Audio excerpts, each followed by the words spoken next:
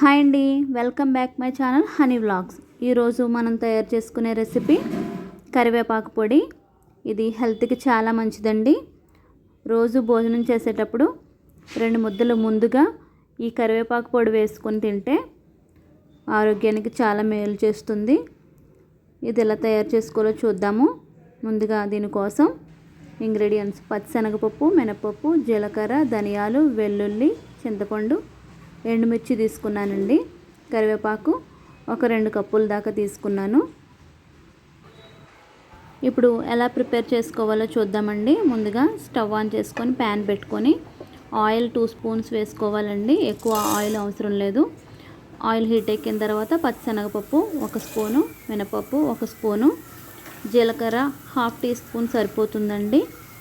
ఇవన్నీ స్టవ్ని మీడియం ఫ్లేమ్లో పెట్టి వేయించుకోవాలండి, లేదంటే మాడిపోతాయి. పోపు దినుసులన్నీ కూడా టేస్ట్ పాడైపోతుంది. కాస్త దోరగా వేయించిన తర్వాత ధనియాలు 1.5 స్పూన్ తీసుకున్నానండి నేను. ఇవి కూడా వేసి వేయించుకుందాము. ఇవి వేగుతున్నప్పుడే వెల్లుల్లి రెమ్మలు 5-6 తీసుకున్నాను, పొట్టు తీసి. ఇవన్నీ కూడా వేయించుకుంటూ కలర్ చేంజ్ అవుతుంది కదా, ఈ టైంలోనే మనం ఎండుమిర్చి ఒక 10-15 వరకు తీసుకున్నానండి. ఈ దినుసులన్నీ కూడా మీడియం ఫ్లేమ్లోనే వేయించుకోవాలి. అటు ఇటుగా కాస్త వేయించుకున్న మాడిపోతాయి. మనకి ఇవి వేగినాయి అని ఈ స్మెల్ని బట్టే మనకు తెలిసిపోతుంది. మంచి అరోమా వస్తుందండి. అంతే, వేగిపోయినాయి చూసారా చక్కగా. ఇవన్నీ కూడా ఒక ప్లేట్లోకి తీసుకొని పక్కన పెట్టుకొని చల్లారబెట్టుకుందాము. ఇప్పుడు ఇదే ప్యాన్లో మనం ముందుగా కరివేపాకుని కడిగి నీడలోనే ఆరబెట్టుకున్నాము.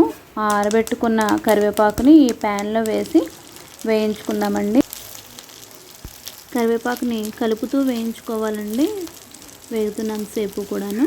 చూసారా, ఇదే విధంగా కలుపుకోవాలి.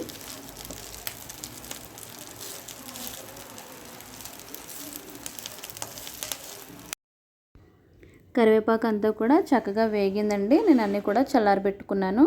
పోపు దినుసుల్లోనూ ఇప్పుడు చింతపండు తీసుకోవాలండి. ఒక చిన్న నిమ్మకాయ సైజ్ అంతా సరిపోతుంది. ఇవన్నీ ఇప్పుడు మిక్సీ పట్టుకుందాము.